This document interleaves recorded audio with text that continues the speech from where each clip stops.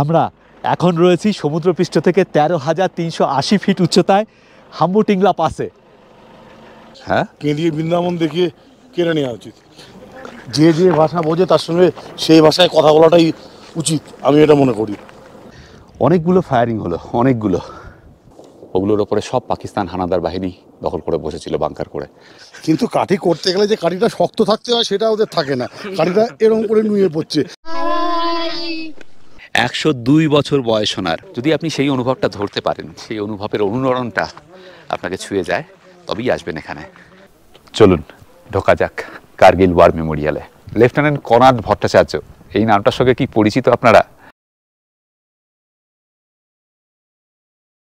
Good morning. আজকে 8 তারিখ, 8ই April 2024। এখন বাজে সকাল ঠিক 10টা। আমরা আর্যগ্রাম গারকোন থেকে রওনা দিলাম একটা অনবদ্য অভিজ্ঞতা সঙ্গে নিয়ে। এই অভিজ্ঞতা যে কী অভিজ্ঞতা আপনারা সেটা দেখেছেন এর আগের পর্বে। পেছনে পৃথ্বীজিৎ, এই যে। হ্যালো, গুড মর্নিং সবাইকে। আপনাদের সবাইকে স্বাগত জানাচ্ছি এক্সপ্লোরার শিওজি চ্যানেলের আরেকটা ব্র্যান্ড নিউ এপিসোডে। সঙ্গে আছে আমাদের সঙ্গী বন্ধু পল। পলের ভালো নাম অবশ্য উৎপল, এবং উৎপল দত্ত। আজকে আমাদের গন্তব্য হচ্ছে কার্গিল। এখান থেকে কার্গিল যাব, পথে আমরা দেখে নেব হাম্বুটিংলা পাস আর আপাতি বুদ্ধা স্ট্যাচু। দ্রাসেও যাওয়ার চেষ্টা করব ওয়ার মেমোরিয়ালটা দেখার জন্য। দ্রাস থেকে ফিরে কার্গিলে স্টে করব, এটাই হচ্ছে প্ল্যান। একটু দেরি হয়ে গেল আমাদের, দেখা যাক কতটুকু হয়। আর স্ট্যানজি, দ্য গ্রেট স্ট্যানজি রয়েছে আমাদের সঙ্গে। দারুণ মানুষ এই স্ট্যানজি। আমি প্রডিউসার হলে ওকে হিরো করতাম। হিরোইনের জন্য কিন্তু স্ট্যান্ডিং বলেছে, ভাই বলিউডের কোনো হিরোইনের সঙ্গে আমি কাজ করব না, হিরোইন নিতে হবে আর্যগ্রাম থেকে। একদম সত্যি কথা, আক্ষরিক অর্থেই। দেখেছেন আপনারা এর আগের ভিডিওতে, যারা দেখেননি প্লিজ দেখে নিন। আমি উপরের আই বাটনে আর নিচের ডেসক্রিপশন বক্সে লিঙ্ক দিয়ে দিচ্ছি আগের পর্বের। আরেকটা জায়গাতেও আমরা আজকে যাব, সেটা হচ্ছে হুন্দারম্যান গ্রাম। আপনারা অনেকেই জানেন যে কার্গিল যুদ্ধের সময় সেই গ্রামে প্রচুর গোলাবর্ষণ হয়েছিল। সেখান থেকে এলওসি খুব ভালো দেখা যায় হুন্দারম্যান থেকে। বুঝতেই পারছেন, একটা রোদ ঝলমলে দুর্দান্ত সকাল। টেম্পারেচার এখন 12-14 ডিগ্রি হবে। রাতে কিন্তু বেশ ঠান্ডা ছিল, মানে ওই 0-র আশেপাশে ছিল। কিন্তু এখন সাংঘাতিক আরামদায়ক একটা আবহাওয়া।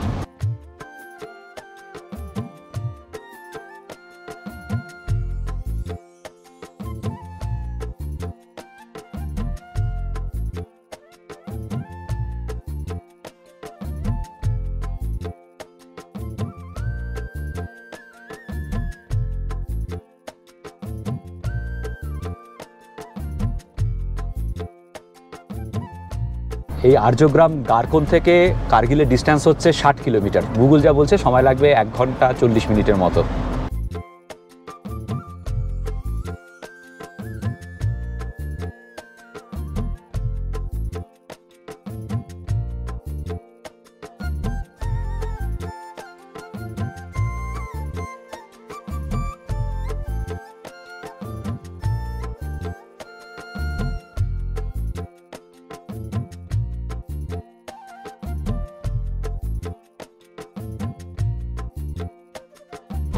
আমরা হাম্বুটিংলা পাসে প্রায় কাছাকাছি চলে এসেছি।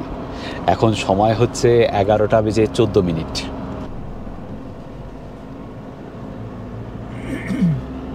জান্নাতে বাবা, ওই যে দেখা যাচ্ছে টাওয়ারটা, ওটাই হাম্বুটিংলা পাস। আমরা এখন রয়েছি সমুদ্রপৃষ্ঠ থেকে 13,380 ফিট উচ্চতায় হাম্বুটিংলা পাসে। এই দেখুন, এখানে অল্টিটিউড লেখা আছে 13,380 ফিট, মানে 4,024 মিটার। কি অপূর্ব জায়গা দেখুন।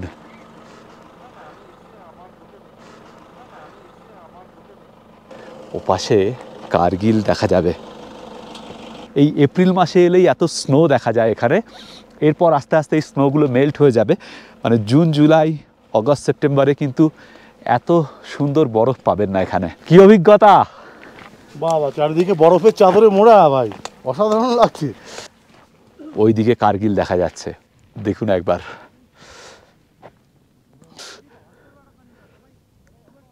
ওইখানটায়, এই যে এই জায়গাটায় কার্গিল। আমার এই ক্যামেরায় হয়তো আসছে না। আচ্ছা, আরেকটা কথা বলি, এখানে কিন্তু দুটো জিনিস মাস্ট। একটা হচ্ছে সানগ্লাস, আর একটা হচ্ছে সানস্ক্রিন ক্রিম।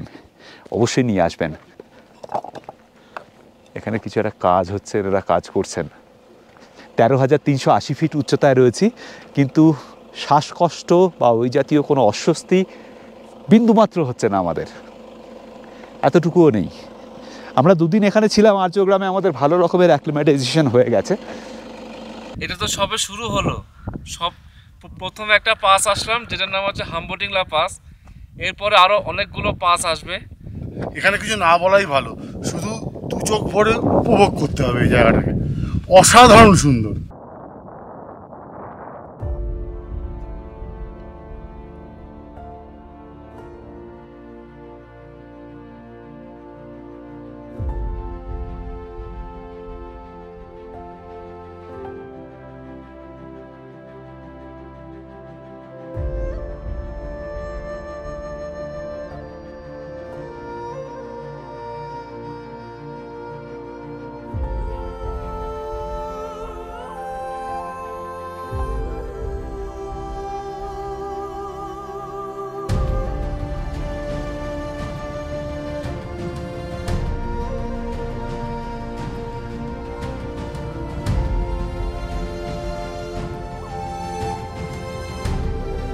এই হলো কার্গিলের পাহাড়ি, সেখানে 1999 সালে সেই কার্গিলের যুদ্ধ হয়েছিল। এই পাহাড়গুলোর ওপরেই পাকিস্তানি হানাদার বাহিনী দখল করে বসেছিল এবং ভারতীয় সেনাবাহিনী এই পাহাড়ের ওপরে উঠেই হানাদার বাহিনীকে খেদিয়েছিল। সেই যুদ্ধের ইতিহাস আমরা সবাই জানি।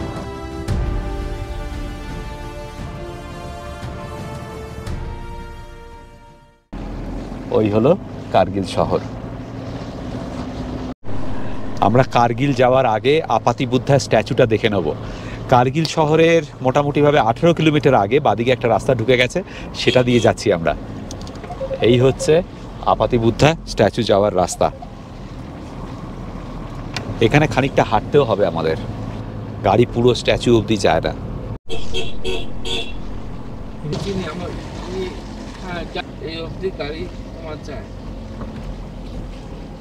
এখান থেকে মোটামুটিভাবে 15-20 মিনিট হাঁটতে হবে। পল আগে একবার এসেছিল, আচ্ছা দুবার এসেছিল। 7th to 11th সেঞ্চুরির মধ্যে এই আপাতি বুদ্ধা স্ট্যাচু, এটা রকের ওপর কার্ভিং করে করা হয়েছিল। 9 মিটার উচ্চতার একটা মৈত্রেয় বুদ্ধ মূর্তি। এই যে গ্রামটা, এর নাম হচ্ছে আপাতি ভিলেজ। ছোট্ট একটা গ্রাম, এখান থেকেই হাঁটা শুরু। দেখা যাক কতক্ষণ লাগে। আমাদের ঘড়িতে এখন 12টা বেজে 10 মিনিট। যাওয়ার সময় উতরাই, আসার সময় চড়াই। বেশি দূর নয়, একটুখানি, 1 কিলোমিটারও হবে না।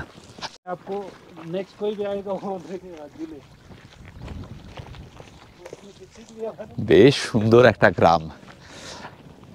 চাষবাস সবে শুরু হয়েছে শীতের শেষে। এখানে আর্য গ্রামের মতো অত অ্যাপ্রিকট গাছ নেই, উইলো গাছ প্রচুর আছে। না, অ্যাপ্রিকট গাছ আছে কম, এখনো এখানে ফুল আসেনি। এখানের হাইট অনেক বেশি বলে এখানে ফুল পরে আসবে, এপ্রিল মাসের 3rd-4th উইক থেকে। ওইদিকে দেখুন উইলো গাছ অনেক। इधर एप्रिकॉट में फूल तो नहीं आया अभी। नहीं, ये थोड़ा ठंडा है ना सर। हाँ, ये ऊपर में है। हाँ। এই দেখুন এনারা মাঠে কাজ করছেন। এখানে সিঁড়ি করা রয়েছে লাস্টে।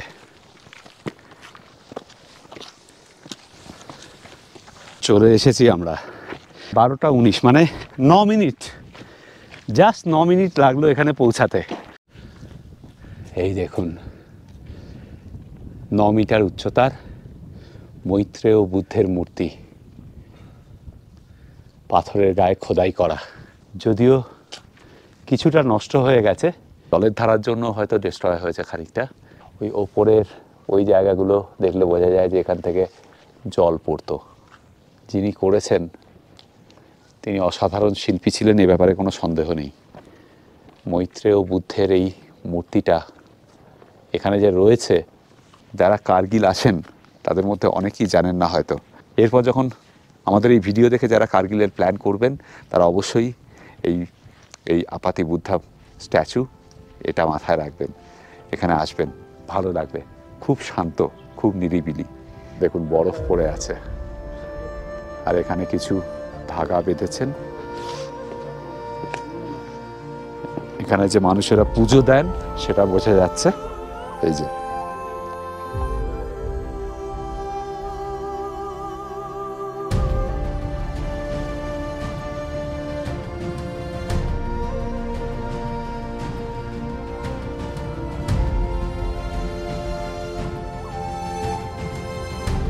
দুর্দান্ত লাগলো আপাতি বুদ্ধা মূর্তি। এই আপাতি বুদ্ধা স্ট্যাচুর ডিরেকশন গুগলে কিন্তু খুব সুন্দরভাবে দেখাচ্ছে। আমি গুগল ম্যাপের লোকেশনটা ডেসক্রিপশন বক্সে দিয়ে দেবো, আপনারা ওটা দেখলে পরে ওটাতে ক্লিক করলেই ডিরেকশন পেয়ে যাবেন। এবার দেখুন কার্গিল একদম পরিষ্কার দেখা যাচ্ছে। আমরা লে কার্গিল হাইওয়ের ওপর আছি এখন, কার্গিল শহর পাশেই, কিন্তু আমরা কার্গিল এখন ঢুকছি না, যেটা বললাম একটু আগে। দারুণ লাগছে কার্গিল শহর এখান থেকে। আমরা একটু আগে ডিসকাস করছিলাম যে 1999 সালে যদি কার্গিল ওয়ার না হতো তাহলে হয়তো এই কার্গিল ট্যুরিজমের মানচিত্রে আসতোই না। এই দেখুন নিচ দিয়ে বয়ে যাচ্ছে সুরু নদী।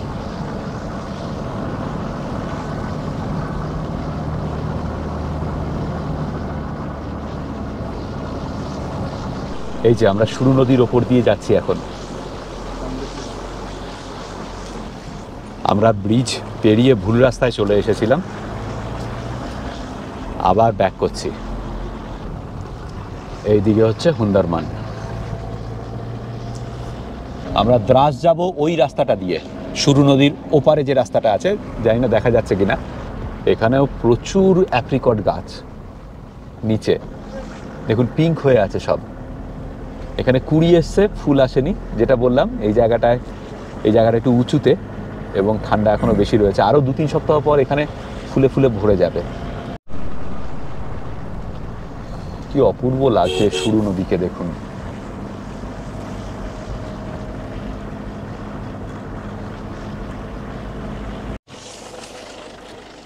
হুন্দারমান আরেকটু যেতে হবে আমাদের। আমরা হুন্দারমানে এলওসি ভিউ পয়েন্টে পৌঁছে গেছি। এখানে দেখুন লেখা আছে আই লাভ কার্গিল। এখান থেকে এলওসি দেখা যাচ্ছে। ওপরে আরেকটা ভিউ পয়েন্ট করা আছে, সেটাও দেখাচ্ছি। ওই যে ওটা হচ্ছে এলওসি ভিউ পয়েন্ট। এখান থেকে নিচে সুরু নদী কি দুর্দান্ত দেখা যাচ্ছে দেখুন। আর এইখানটায় এই যে এটা হচ্ছে পাক অকুপাইড কাশ্মীর।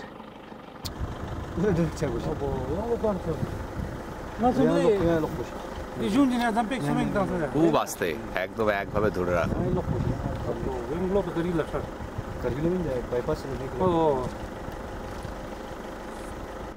আসলে ওটাও ভারতেরই অংশ, অবিচ্ছেদ্য অংশ। পাকিস্তান দখল করে রেখেছে।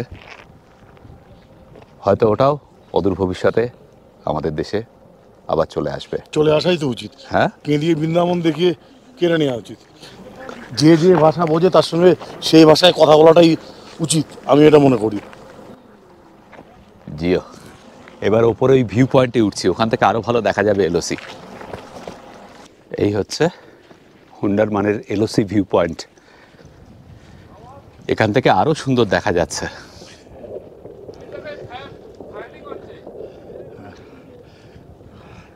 গুলির আওয়াজ শোনা যাচ্ছে।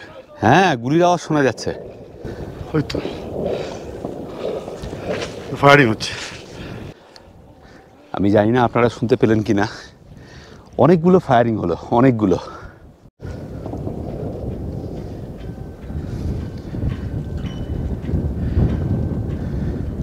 এটার নাম তো হুন্ডারমান।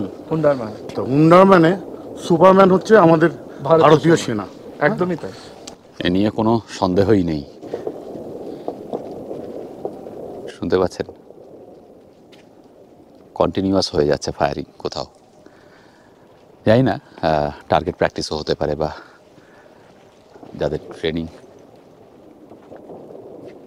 ওরে বাবা, অনেক ফায়ারিং হচ্ছে। যখন কার্গিল ওয়ার হয়েছিল তখন এখানে প্রচুর প্রচুর শেল পড়েছিল। ও পাশের ওই যে পাহাড়গুলো দেখতে পাচ্ছেন, ওগুলোর ওপরে সব পাকিস্তান হানাদার বাহিনী দখল করে বসেছিল বাংকার করে। ভারতীয় সেনাবাহিনী তাদের হাঁটিয়ে দখলমুক্ত করে। আজকে এই জায়গায় আমরা দাঁড়িয়ে আছি, তার কারণ একমাত্র ভারতীয় সেনাবাহিনী। এ ব্যাপারে কোনো সন্দেহ নেই। সুতরাং স্যালুট টু দেম। সেই জন্যই তো বললাম তো হচ্ছে জায়গাটার নাম হুন্ডারম্যান। আসলে ভারতীয় সেনারা হুন্ডারম্যানের সুপারম্যান। একদম। তা পৃথ্বীজিৎ একদম লাগাম ছাড়া, মানে বলছে পে দিয়ে বৃন্দাবন দেখিয়ে দেওয়া উচিত। যেটা আমাদের সেটা দখল করে আছে। হ্যাঁ। ওই দেশটা তো জন্মের পর থেকে আর কিছু করেনি। ভারতকে কি করে কাঠি করা যায়, কিন্তু কাঠি করতে গেলে যে কাঠিটা শক্ত থাকতে হয় সেটা ওদের থাকে না। কাঠিটা এরকম করে নুয়ে পড়ছে, সেইটা নিয়ে ইন্ডিয়াকে খোঁচা মারতে যাচ্ছে। ভাবুন।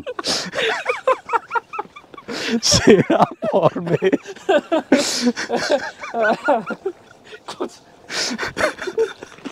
এবার আমরা এই ভিউ পয়েন্ট থেকে যাচ্ছি হুন্ডারম্যান গ্রামের দিকে। এখান থেকে একটুখানি দেখা যাচ্ছে 3-4 কিলোমিটার হবে। আমরা দেখলে না তোমার নিজেদের বুঝি খারাপ লাগে। হ্যাঁ, ওখানে একটা মিউজিয়াম রয়েছে যেখানে যেভাবে ওই কার্গিল ওয়ারের বিভিন্ন জিনিস রাখা রয়েছে, এবং এখানকার লোকেরা সাংঘাতিকভাবে এফেক্টেড হয়েছিলেন কার্গিল ওয়ারে। এখানকার লোকেরা এরকম, এদের অনেকেরই আত্মীয় স্বজন এখানে রয়েছেন, আবার ওপারে রয়েছেন। কিন্তু অবস্থা এরকমই যে এখন কারোর সঙ্গে কারোর যোগাযোগ নেই। ওই যে ওখানটাতে হুন্ডারম্যান গ্রামটা।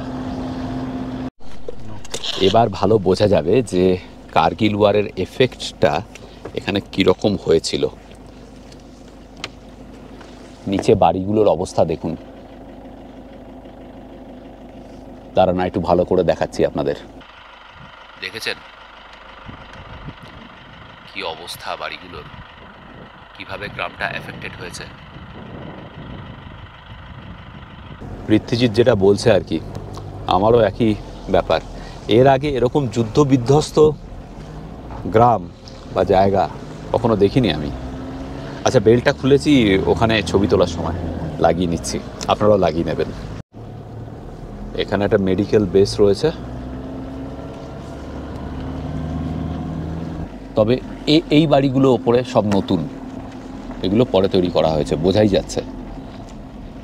নিচে ওইখানে বাড়িগুলো সব ধ্বংস।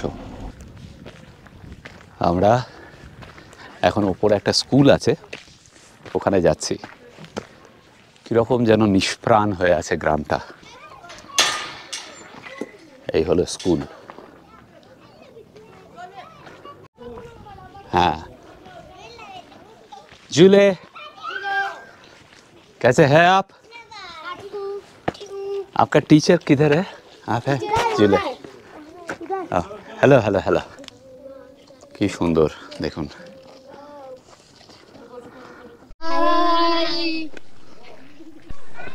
আচ্ছা, আমাদের উপরে যেতে হবে। উপরে বয়স্ক লোকেরা রয়েছেন, তাদের থেকে কিছু তথ্য জানা যেতে পারে যুদ্ধের সময়কার। আর ওই মিউজিয়াম যেটা নিচে রয়েছে, এখানকার মিউজিয়াম, সেটা এখন বন্ধ, কিন্তু মিউজিয়ামের যে কিউরেটর তিনিও ওপরেই থাকেন। তাকে যদি খুঁজে পাওয়া যায় তিনি আবার মিউজিয়াম খুলে দেন। তো দেখি, এই পথ দিয়ে ওপরে যেতে হবে এবার।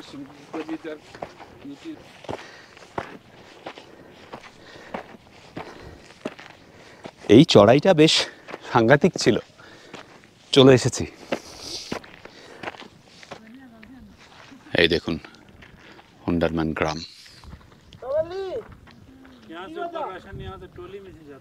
ওই যে পাহাড় দেখছেন, ওর পাশেই পাক অকুপাইড কাশ্মীর। এইখানে পাহাড়ের উপরে একদম টপে বাংকার রয়েছে, আমরা খালি চোখে দেখতে পাচ্ছি। অনেক বাংকার রয়েছে। স্ট্রেঞ্জিং আগেই উঠে এসেছে, ও কাউকে একটা পেয়েছে, নিয়ে ও পাশে যাচ্ছে। ওই হচ্ছে স্কুল যেখানে আমরা গিয়েছিলাম। আপনারা দেখছেন এক্সপ্লোরার শিবাজি, আর এখন আমরা রয়েছি কার্গিলের যুদ্ধ বিধ্বস্ত গ্রাম হুন্ডারম্যানে, এলওসির পাশেই। স্ট্যান্ডিং জুলে कैसे हैं आप? अभी इनको मैं पूछ रहा था तो यहाँ के बारे में हाँ बताने के लिए कोशिश करने के लिए बता रहा हूँ। हाँ, यहाँ पे वार हुआ था ना, जंग छेड़े थे। जंग जंग के टाइम यहीं पे थे। पाकिस्तान यहीं पे रहा था 20 साल। पाकिस्तान के अंदर ये लोगों ने काम किया है। अच्छा अच्छा, वही बोल रहे हैं। फिर इधर आ गए। कल का काम किया, देखो राशन लेता हूँ उनके काम राशन करता पहुंचाता है, था ऊपर पैसा आते हैं उसको। देर चला जंग वो तो हो गया था ना सर, बोला वो सब घर मकान जो किसी का मकान मतलब ये जिंदा नहीं रहा था, पूरा गिरा था। पूरा गिरा जंग के था। दौरान। 102 বছর বয়স ওনার, মোহাম্মদ কাজিমের। ভাবা যায় 102 বছর বয়স, মানে ওনার জন্ম হয়েছিল 1922 সালে। 1922 সালে জন্ম হওয়া কতজন মানুষ ভারতবর্ষে এখন জীবিত আছেন আমার সন্দেহ আছে। মানে পৃথিবীতে 100 বছরের ওপরে বেঁচে থাকা মানুষের সংখ্যা হাতে গোনাই হবে, তাই না? তার মধ্যে উনি একজন সৌভাগ্যবান। মোহাম্মদ কাজিম জি, থ্যাংক ইউ সো মাচ। शुक्रिया लो शुक्रिया, शुक्रान, शुक्रिया। शुक्रिया, शुक्रिया आपका, शुक्रिया आपका। और वाइफ आज जीवित नहीं। ओके चलिए। अच्छा वो म्यूजियम के Sini ju. Tim mera. Museum वाला बंदा नहीं है इधर नहीं है नहीं মিউজিয়াম আমরাও দেখতে পাচ্ছি না, আপনাদেরকেও দেখাতে পাচ্ছি না। শুনলেনই তো, মিউজিয়ামের যে দায়িত্বপ্রাপ্ত ভদ্রলোক তিনি এখানে নেই, কার্গিল চলে গেছে, তো মিউজিয়াম দেখাতে পারলাম না। আপনারা যদি আসেন এই গ্রামটা অ্যাটলিস্ট ঘুরবেন, তাহলে একটা আলাদা অনুভূতি হবে যে সীমান্তের মানুষদের জীবনযাত্রা কিন্তু আমাদের মতো স্বাভাবিক নয়, নির্ভর করে দুদেশের কূটনৈতিক সম্পর্ক, রাজনৈতিক সম্পর্ক এবং সামরিক সম্পর্কের ওপরে। এদের জীবনটাও সেরকম। আমরা যখন ঘরবাড়ি বানাই নিশ্চিন্ত থাকি যে সেখানে কোনো রকম কোনো হামলা হবে না, কিন্তু এখানকার মানুষদের কিন্তু ব্যাপারটা সেরকম নয়। এখানে এলে দেখতে পাবেন যে কিভাবে এই জায়গাটা, এইখানকার মানুষজন ক্ষতিগ্রস্ত হয়েছিলেন যুদ্ধের সময়। যাই হোক, এবার এখান থেকে চলে যাব দ্রাস। দুর্দান্ত লাগলো, একটা আলাদা অনুভূতি। হয়তো অনেকেরই মনে হতে পারে এখানে দেখার কি রয়েছে, একটা তো গ্রামই, কিন্তু না, এখানে দেখার, অনুভব করার অনেক কিছুই রয়েছে।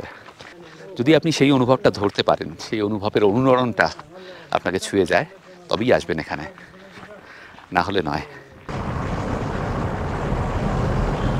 আমাদের ভারতে আজ তো কার্গিল কার্গিল থেকে দ্রাসের দূরত্ব 55 কিলোমিটার। 1999 সালে কার্গিল যুদ্ধের সময় ডান দিকের পাহাড়ের ওপর থেকে এই কার্গিল দ্রাস হাইওয়েকেই নিয়ন্ত্রণে এনে কাশ্মীর থেকে লাদাখকে বিচ্ছিন্ন করতে চেয়েছিল পাক হানাদার বাহিনী। আরও একবার ভারতীয় সেনার পরাক্রম ব্যর্থ করে পাক বাহিনীর দুরভিসন্ধি।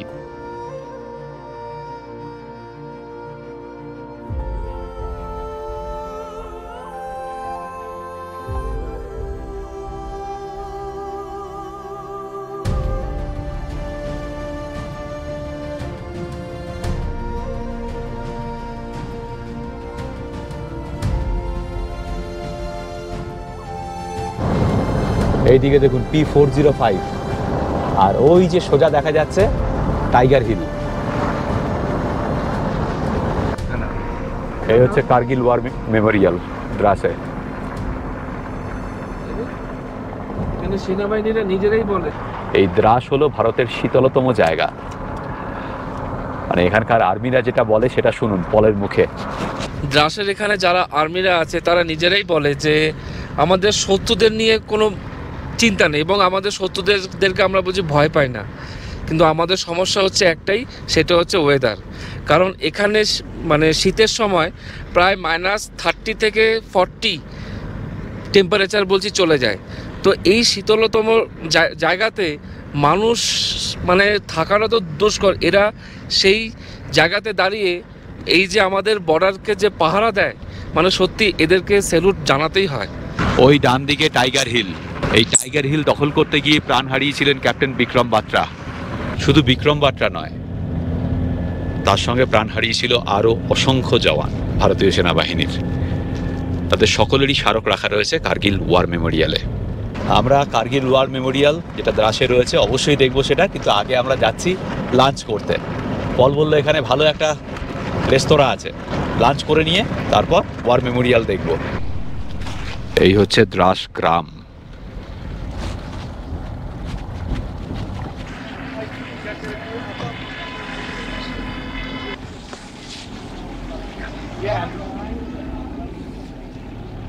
গভর্নমেন্ট হায়ার সেকেন্ডারি স্কুল, এর আগে ছিল হাসপাতাল। এখানে মন্দির রয়েছে। দ্রাস ভারতের শীতলতম স্থান সেটা তো বললামই, কিন্তু সারা পৃথিবীর দ্বিতীয় শীতলতম স্থান হচ্ছে এই দ্রাস। দেখুন সেটাও লেখা রয়েছে এখানে। এই যে দ্রাস তো দ্বিতীয়, প্রথম কোন জায়গা, মানে সারা পৃথিবীর শীতলতম স্থান কোনটি জানা আছে কি আপনাদের? প্লিজ কমেন্ট করে জানাবেন। আমি হিন্টস দিয়ে দিচ্ছি, রাশিয়ার সাইবেরিয়ায়। আমাকে কমেন্ট করে জানাবেন সারা পৃথিবীর শীতলতম স্থান কোন জায়গাটা। এই হচ্ছে দ্রাস বাজার। আমরা লাঞ্চ করব এখানে। এর নাম হচ্ছে hotel city view palace and restaurant. Actually Paul আমাদের খাওয়াতে চেয়েছিল ওই জায়গাটায়, হোটেল বাসেরা, কিন্তু কোনো কারণে ওই বাসেরা বন্ধ আজকে, সেই জন্য আমরা খাবো এখানে।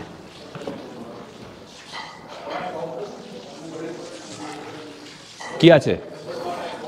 বাকরা, পাহাড়ি বাখরা, পাহাড়ি পাহাড়ি, অ্যাকচুয়ালি আমরা বলি পাহাড়ি বাকরি আর কি। বাকরি। আপনারা যদি লাদাখ ট্যুর আমাদের মতোই করতে চান তাহলে পলের সঙ্গে যোগাযোগ করতে পারেন, পলকে সঙ্গী করতে পারেন। ও কিন্তু গত 10 বছর ধরে লাদাখ এবং হিমাচল প্রদেশের বিভিন্ন জায়গায় ট্যুর করাচ্ছে এবং বলা যায় যে লাদাখের বিশেষজ্ঞ, লাদাখ এবং হিমাচল প্রদেশের বিশেষজ্ঞ বললেও কম বলা হয়। আমাকে যেভাবে গাইড করেছে এই লাদাখের ব্যাপারে, এটা অতুলনীয়। দেখতেই পাচ্ছেন, সেগুলো রিফ্লেকশন আপনারা ভিডিওতে পাচ্ছেন। আমি কৃতজ্ঞ ওর কাছে যে আমাদের এইভাবে ও হেল্প করছে, ওর সময় দিচ্ছে সেই জন্য। আর এটা কোনো প্রমোশনাল ভিডিও নয়, আমি বলে দিচ্ছি আমরা আমাদের উদ্যোগে এসেছি পলকে সঙ্গে নিয়ে। পল এবং আমরা দীর্ঘদিনের বন্ধু। পলের সঙ্গে যদি যোগাযোগ করতে চান তাহলে নিচের ডেসক্রিপশন বক্সে আমি পলের সমস্ত ডিটেলস দিয়ে দেবো, আপনারা চাইলে যোগাযোগ করতে পারেন। Again disclaimer, not a promotional video. এই হচ্ছে রোগান জোশ, একদম কাশ্মীরি স্টাইলের রোগান জোশ, রিস্তা। আর এই যে চাটনিটা, এটা মাটন থেকেই তৈরি হয়। मटन? हाँ हाँ, ये खाया है मैंने। क्या बोलते हैं उसको?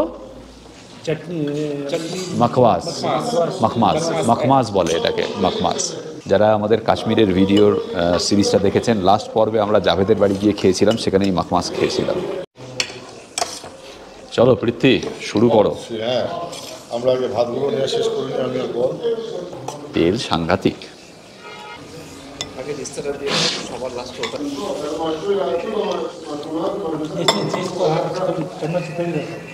গরম মশলার দাপট কিন্তু সাংঘাতিক বেশি মাংসের ঝোলে, তবে টেস্টি হয়েছে।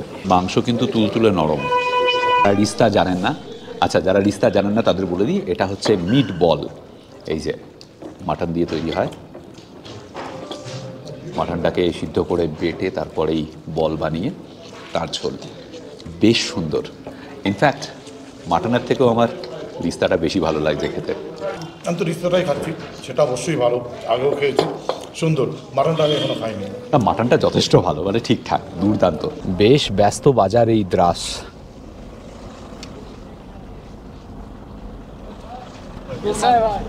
শীতের সময় এখানে প্রচুর বরফ পড়ে, কিন্তু রাস্তা আর্মি সাফ করে সব সময়, ক্লিয়ার করতে থাকে, এজন্য রাস্তা কখনো বন্ধ হয় না। আমরা কার্গিল ওয়ার মেমোরিয়াল তো দেখবই, কিন্তু তার আগে এখানে কিছু রক কাট স্কাল্পচার রয়েছে, সেটা দেখব, তারপর ওয়ার মেমোরিয়ালে যাব। এই দেখুন, এখানে লেখা রয়েছে চট্টান কাট বৌদ্ধ মূর্তি দ্রাস। এটা দেওয়া রয়েছে আর্কিওলজিক্যাল সার্ভে অফ ইন্ডিয়ার তরফ থেকে। এখানে যা লেখা রয়েছে তাতে এই স্কাল্পচারগুলো 8ম শতকের রক স্কাল্পচার। এই দেখুন, তখন এই কাশ্মীর উপত্যকা, লাদাখ উপত্যকায় বুদ্ধিজম শুরু হচ্ছে সেই সময়ের।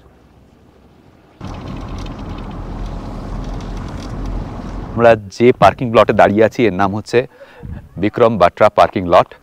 উল্টো দিকেই কার্গিল ওয়ার মেমোরিয়াল। এই হলো কার্গিল ওয়ার মেমোরিয়াল। আর ওই যে এর পেছনেই মাউন্ট P405 টলরিং পাস।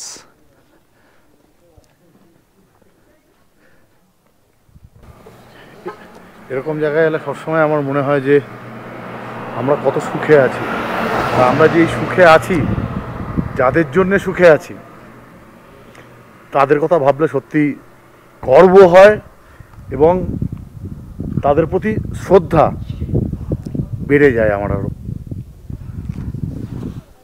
চলুন ঢোকা যাক কার্গিল ওয়ার মেমোরিয়ালে।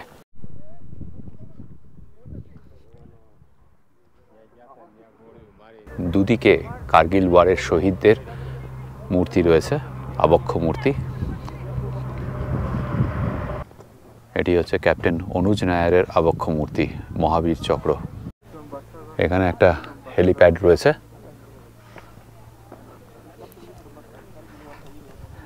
আচ্ছা, এখানে বলে দিই, এখানে রাস্তা দিয়ে চলতে হবে, রাস্তার বাইরে ঘাসে যাওয়া যাবে না। যেখানে যেখানে ক্রস মার্ক দেওয়া আছে সেটাকে ক্রস করে ওপারে যাওয়া যাবে না। আমরা ঢোকার সাথে সাথে একজন আর্মি জওয়ান আমাদেরকে ব্রিফিং দিয়ে দিলেন। আর যেটা ব্যাড নিউজ সেটা হচ্ছে মিউজিয়ামটা এখন রিকনস্ট্রাকশন হচ্ছে, মেনটেনেন্স চলছে, সেই জন্য বন্ধ, আমরা মিউজিয়ামে ঢুকতে পারবো না। এই দেখুন, এটা হচ্ছে লেফটেন্যান্ট মনোজ পান্ডের আবক্ষ মূর্তি। এই হচ্ছে হাউইটজার কামান যা ব্যবহার করা হয়েছিল কার্গিল ওয়ারে, আর বোফোর্স কামান রাখা রয়েছে ওই পাশে। আচ্ছা, এখানে যেটা রয়েছে সেটা বোফোর্স কামানের মডেল, এটা বোফোর্স কামান অরিজিনাল নয়, এখানে একটা বোফোর্সের মডেল রাখা রয়েছে। দেখুন, আমাদের ছোটবেলায় আমরা পেপারে প্রায়ই খবর পেতাম বোফোর্সের ব্যাপারে, তখন একটা বোফোর্স নিয়ে সাংঘাতিক কন্ট্রোভার্সি চলছিল, কিন্তু আলটিমেটলি ভারতীয় সেনাবাহিনীর সাংঘাতিক কাজে আসে এই বোফোর্স কামান কার্গিল ওয়ারে। পাকিস্তানি সেনাবাহিনীর যারা মেজর এবং কমান্ডার ছিলেন তারা পরবর্তীকালে স্বীকার করেছেন যে বোফোর্স কামানই অন্যতম কারণ ছিল কার্গিল যুদ্ধে পাকিস্তানের পরাজয়ের। বোফোর্স কামান সাংঘাতিকভাবে পাকিস্তানিদের হেনস্থা করেছিল কার্গিল ওয়ারে, এখানে লেখাও আছে সেটা। एक महावीर चक्र और कैप्टन शेरशाह मूवी आप लोगों ने देखा है, वो रिच लाइन जो खत्म हो रहा है, उसी टाइगर हिल आई है राइन होन जो खत्म हो रहा है, हाँ, वो 0.4875 था उस समय। अच्छा, जब कैप्टन विक्रम बत्रा शहीद हुए उसके बाद उसका नाम बत्रा टॉप कर दिया गया। वहाँ पर 2 परमवीर चक्र मिला था। अच्छा। कैप्टन विक्रम बत्रा के शहीद होने के बाद एक राइफलमैन संजय कुमार है, 13 Jammu and Kashmir 13 Jammu and Kashmir rifle के राइफलमैन संजय कुमार थे, उनको भी परमवीर चक्र से नवाजा गया था। ओके। और एक और परमवीर चक्र मिला था, इस यहाँ से बहुत दूर है, बटाली सेक्टर पर खालूबार हिल रिकैप्चर करते समय captain Manoj Kumar Pande first battalion of the 11 Gorkha rifle के थे, जो कि हमारे रेजिमेंट के थे, उनको भी परमवीर चक्र से नवाजा गया था। वो 23 साल के थे, लखनऊ के रहने वाले थे। ओके, ये मेमोरियल उनके नाम पर ही है अभी। ये तो अभी अंडर कंस्ट्रक्शन ये अंडर कंस्ट्रक्शन नहीं, एक्चुअली इसका 34 फीट बढ़ रहा है पीछे, और जितने भी कैप्चर वेपन एम्युनिशन था उसका मेंटेनेंस चल रहा है अंदर। ओके, ओके, बोफोर्स, हाँ, इसका रेंज 40 किलोमीटर तकरीबन 38 टू 40 किलोमीटर है। 155 mm का गोला फायर करता है। इसको ऑपरेट करने के 4 लोग चाहिए मिनिमम। ये इनडायरेक्ट फायर कर सकता है। ओके, स्वीडन का बना हुआ है। हाँ हाँ, 0.5140 पर इसने 80% कैजुअल्टी किया था। उसके बाद 0.5140 का नाम ही गहनील कर दिया गया, इसको एक टाइटल दिया गया हीरो ऑफ कारगिल। और 80% कैजुअल्टी करने के बाद फर्स्ट नागा को भेजा गया वहाँ पर रिकैप्चर करने के लिए। ओके, जो विजट पैक आपको दिखाई दे रहा है, इसने 1971 में पहला रोल था इसका। उसके बाद 1999 ऑपरेशन विजय पर। इसका रेंज 12 से 14 किलोमीटर है। अभी इसका प्रोडक्शन बंद कर दिया गया है। तो आपको जो एयरक्राफ्ट दिखाई दे रहा है MiG-21, हाँ, स्क्वाड्रन लीडर अजय आहूजा के नाम पर रखा गया है, जो कि इंडियन एयरफोर्स के 5 शहीद थे। उन्होंने एक ऑपरेशन चलाया था, ऑपरेशन सफ़ेद सागर। हाँ, इंडियन नेवी ने एक ऑपरेशन चलाया था, ऑपरेशन तलवार। कराची बंदरगाह बंद करना था उनका मकसद, ट्रेड रूट ऑफ पाकिस्तान। और इस तरफ आएंगे तो एपीटिप्स आपको जितने भी दिखाई दे रहे हैं 1947 से लेकर आज तक का जितने भी शहीद हुए नॉन ऑपरेशनल वार पर, ओके, उनका एपीटिप्स बनाया गया है। সর্বমোট 527 জন ভারতীয় জওয়ান প্রাণ উৎসর্গ করেছিলেন এই যুদ্ধে, আর 1363 জন আহত হয়েছিলেন। এইদিকে 397 জন শহীদের স্মৃতিফলক রয়েছে। এনারা নন অপারেশনাল কারণে যারা শহীদ হয়েছিলেন ভারতীয় সেনাবাহিনীর কাজের জন্য, তাদের স্মৃতিফলক এখানে। 1947 সালের পর থেকে আজ অবধি এই 397 জন নন অপারেশনাল কাজের জন্য শহীদ হয়েছেন। এই যে দ্য হার্ট অফ রিমেম্ব্রেন্স, এটা এখন বন্ধ, আন্ডার কনস্ট্রাকশন আর আন্ডার মেনটেনেন্স। এটা আপনাদের দেখাতে পারলাম না। আর এদিকে অপারেশন বিজয়ের স্মৃতিস্তম্ভ। আপনারা সবাই জানেন কার্গিল ওয়ারের অফিসিয়াল নাম ছিল ভারতীয় সেনাবাহিনীর অপারেশন বিজয়। এখানে অপারেশন বিজয়ের স্মৃতিস্তম্ভ।